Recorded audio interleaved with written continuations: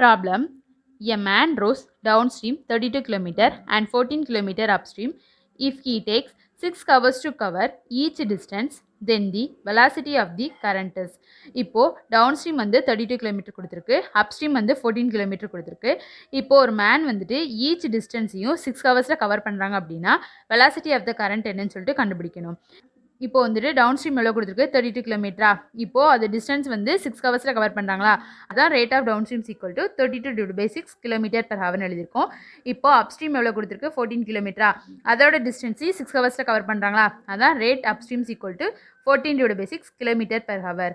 இப்போது velocity of current என்னன்னு சொல்லிட்டு கண்டுபிடிக்கணும். வெலாசிட்டி ஆஃப் கரண்ட் கண்டுபிடிக்க ஃபார்முலா என்னன்னா velocity of current equal to 1/2 into rate of downstream minus rate of upstream. இப்போ ஃபார்முலாவில் சப்ஸ்டியூட் பண்ணோன்னா velocity of current is equal to 1/2 rate of downstream எவ்வளோ 32/6 அதான் 32/6 மைனஸ் rate of upstream எவ்வளோ 14/6 அதான் minus 14/6 எழுதியிருக்கோம். இது இப்போ சப்ராக்ட் பண்ணோன்னா 18/6 இப்போ அதை கேன்சல் பண்ணோம் அப்படின்னா 3/2 கிலோமீட்டர் per ஹவர். இப்போது இந்த 3/2 மிக்ஸ்டு ஃப்ராக்ஷனை மாற்றினா 1/2 கிலோமீட்டர் per ஹவரா. இப்போ velocity of current is equal to 1/2 kilometre per hour. Option C is a correct answer.